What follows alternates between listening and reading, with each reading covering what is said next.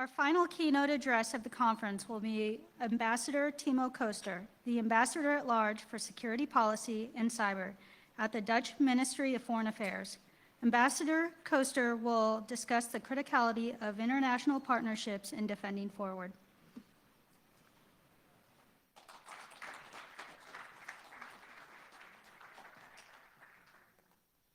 Good afternoon. Oh wait, I have to switch this on, I believe. Yep, better. Good afternoon.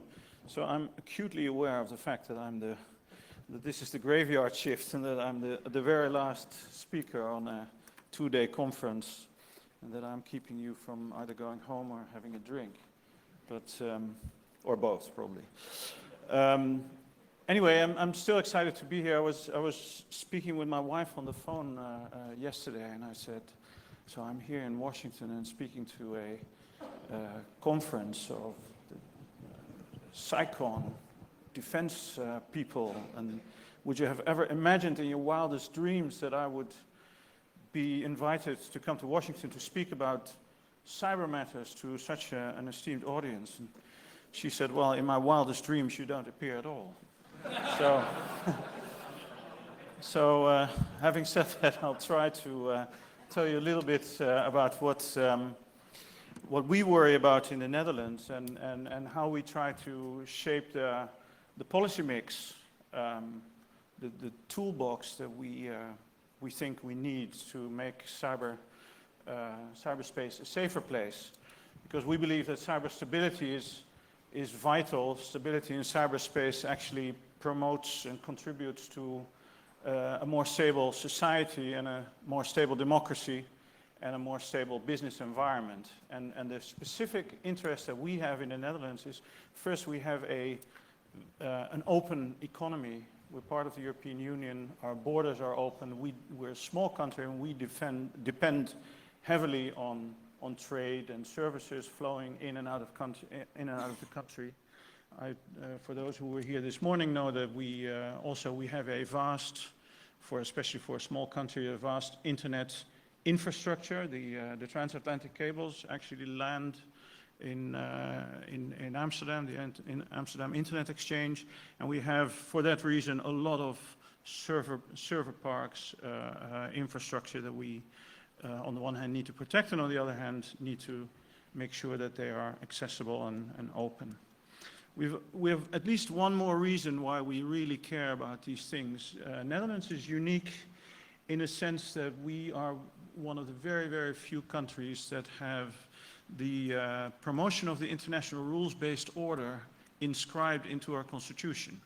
So it's actually a task of the government and a task of an ambassador representing that government to further the international rules-based order. So it's not enough to just talk about it. We have to, as a task of the government, build structures that actually make that happen.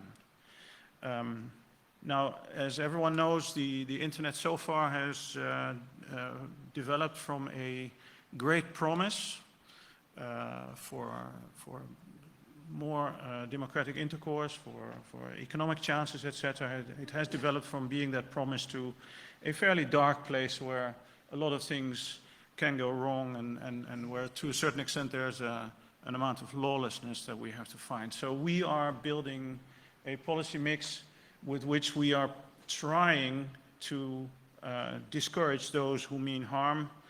We distinguish roughly crime, so the ordinary criminals trying to steal your money or peddle child pornography and that kind of things. On the one hand, terrorists and those who try to recruit people or incite people with their harmful content through the internet. And then thirdly, state actors. It's clear that there's a number of bad guys. Mike Rogers yesterday showed 4 leaders of four countries that he was most worried about, and I think that is pretty accurate. It's pretty accurate to say that those 4 worry us the most as well. So especially that I'm going to talk about how we try to influence the behavior of those state actors and try to, let's say, influence the calculation of those countries, those actors that believe that they can do harm at our expense. or at other one's expense, but on our soil. So yeah, the way we think about this is that it's a sort of a continuum, a spectrum of different measures. I use the term response continuum. And it starts on the left with resilience, of course. Resilience being the ability to withstand a crisis, and plus the ability to function through a crisis, because we will never be able to avert every crisis. We will see things that will affect us, and a crisis, a cyber crisis, can take many forms. Another unique feature of the Netherlands is that 2/3 of our country is below sea level. So you can imagine that the waterworks that we have to keep the sea out are mostly computer-operated walls and doors, giant doors that literally close off waterways. If we have an adversary that is able to take over those bits of infrastructure and open or close those doors at will, you can understand that that's a big deal that will immediately affect millions of people in our country. So resilience is a big thing, and I would almost say you never have enough resilience, and there's never enough that you can do, and it's a developing thing that we have to keep at all the time. And of course, resilience is not just about our own resilience, because it's, let's say, internet threats are just like climate change. They don't stop at the border, so we need to make sure that our neighbors and our partners and allies are resilient in the same way. If you move along that response spectrum, we work hard in getting international norms agreed, norms for state behavior in cyberspace. I mentioned it this morning as well. There's, at this moment, not one, but 2 parallel UN tracks to negotiate norms. So there's a set of norms that is out there already. We want nations to refrain from certain behavior. The interesting thing is we have a widespread agreement already since 2015 in the United Nations that certain things are inadmissible. For instance, attacking critical infrastructure. The funny thing is that those 193 countries, amongst those countries are also those actors that actually do us harm. So just agreeing those norms is not enough. And I would like to point to a report that was just issued last week in Paris by the Global Commission on Stability of Cyberspace, a 3-year project. It's cyberstability.org if you want to have a look at the report. It was sponsored by the Netherlands, and it has not produced entirely new norms, but has produced a couple of what you would call sub-norms. So it doesn't only talk about vital infrastructure, but for instance, it spells out that one of the things that it entails is election infrastructure, very topical, I think, also in this country, that is something that needs to be protected. And it also talks about the public core of the internet, so the undersea cables that you cannot tamper with. So cyberstability.org, and you will find the GCSC report. Of course, those norms in themselves are not enough. Clearly, that we get nations to follow those norms without any conviction or any compelling from our side. There are a couple of countries that would like to see that translated into treaties.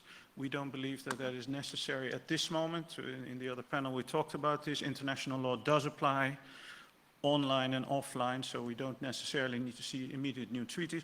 But intellectually, you can understand that at some point it might be necessary to codify some of those norms and make things more precise. But if you compare it, for example, if you look at cyber as a domain, like the high seas, we have navigated the high seas for centuries before we had a UN treaty on the high seas, the UNCLOS treaty that sets rules for behavior on the high seas is as young as from 1994. Now you know how long we have been sailing the high seas without international rules, so you can understand that that takes a while. But thinking about cyber as a weapon, you have a similar parallel. During the First World War, chemical weapons were completely acceptable. And during the Second World War, mass bombing of civilian centers was also totally acceptable. Over time, over the decades, an international understanding grew that there is a norm that you cannot use chemical weapons. You can no longer, at least a number of nations believe that, no longer use landmines, anti-personnel mines. You cannot bomb civilian centers to defeat an enemy. And it came to the point that actually now chemical weapons are actually banned through a treaty, and that in my hometown, The Hague, there is the institute, the OPCW, that actually implements those rules. So if you think far ahead, it's possible that norms will turn into specific cyber rules at some point. Along that same spectrum, that response spectrum, we also do a lot of capacity building. We realize that we have to make other countries as strong as we are in cyberspace. And capacity building means, you can call it development aid in cyberspace. There's a lot of countries that are not at the same level of development in terms of their own governance structure, in terms of their own resilience, and even in terms of understanding what the issues are. So we spend a lot of money and effort on getting those countries up to the same level. There's an institute that's called the Global Forum for Cyber Expertise, also a Dutch invention, so we had the Global Commission for Cybersecurity. And if there's anything that has the Netherlands, that has global and cyber in the same title, it's probably from the Netherlands. The Global Forum for Cyber Expertise, GFCE, is a collective of countries and institutes, NGOs, and cybersecurity firms that work together to spread these best practices and help nations to get better at their cybersecurity. And there's still a lot to do. Even further than these kind of soft tools, we're working with nations on what we call CBMs, confidence building measures. Ask nations to be transparent about what kind of tools they have at their disposal, under what kind of circumstances they would use them, and in that sense create stability through transparency. And of course, law enforcement is another tool that we have at our disposal. Sometimes if something is not necessarily an armed attack or an act of war, we talked about it this morning, there's always a possibility of putting your law enforcement apparatus on it and try and hold those accountable that do us harm. Even if it's state actors, we can bring states actually before the court and try to sentence them. But the most important thing is that if we want to be able to influence the calculation of Mr. Putin or who else means us harm, we have to be able to impose consequences. And we can only impose consequences if we're actually able to see what is happening and attribute. And attribution is, as everyone here knows, is one of the most difficult things to do in cyberspace, but it's critical, and we need to get better at it. Our foreign minister made a speech last week in Paris when that GCSE report was issued, and said that we're going to forge alliances with not just with other states, but also with tech companies, with the Googles and the cybersecurity firms, with Microsoft, but also with NGOs. For example, the Cyber Peace Institute that's being set up in Geneva at the moment. All those actors have a piece of the puzzle. We as the state do not own all the information that we need to do technical attribution. So we're setting up alliances with a number of states and a number of companies to see if we can get better at that. The difficulty, of course, is that some of these companies, for instance, cybersecurity firms, what they do is they try to prevent a problem, and when a problem occurs, they try to fix it. They do not necessarily stay with the problem to find out which person in which building, in which country actually has done this. And that's something that, so we need to get better at that as well. I was in Singapore not too long ago, spoke with Interpol, and they, of course, they're after cyber criminals. but they see a lot of other things that could actually be very helpful to us. So such a initiative to get better technical attribution is vital for us to influence the behavior of those who mean us harm. In this country, of course, you have a defense doctrine that's called persistent engagement, persistent presence, sorry. We don't do that kind of activity, at least we don't have it as a doctrine, but it's clear that that would also give a country a certain amount of information and a certain amount of head start to be able to make the internet a safer place and actually prevent things from going wrong further down the line. And as we go further on that response continuum, further to the right, we get to the more the harder element of that spectrum. Imposing sanctions should have a certain deterrent effect. The European Union has, over the past year, negotiated a cyber sanctions regime specifically for cyber sanctions. It's amazing to see an organization like the European Union move so fast that they can actually set up such a regime, such a legal regime in half a year's time, which is for an organization of 28, 29 countries is amazingly fast, and it tells you what the sense of urgency is. So we're now in the process, literally as we speak in Brussels, to actually agree the first sanctions, so that we can actually slap sanctions on individuals and entities that have undertaken certain actions over the past years. It remains to be seen whether that's, again, something that does really prevent others from doing the same thing. But it does raise the price of certain actions, and it's certainly worthwhile in combination with all those other things to further develop. The United States also imposes sanctions on bad actors, and I think it's helpful to have several countries and several blocks of countries doing those kind of things and clearly send the signal that state actors cannot get away with the kind of stuff that they are getting away with at the moment. Then, of course, even further to the right on that spectrum, countermeasures, retaliation, although I understood from Catherine Lotriante we cannot use the word retaliation anymore. But it's very important to have the means at your disposal to actually strike back if necessary. And that's possible to do through the internet, that's possible with cyber means, cyber weapons, but it's also possible with kinetic strike, of course. We talked about NATO this morning. We have recognized the possibility that a cyber attack triggers Article 5 of the Washington Treaty, the NATO treaty, and that a cyber attack would actually be answered with a kinetic strike. Certainly, I believe, I've worked at NATO long enough, certainly I believe that cyber is going to be the first phase of any future conflict anyway.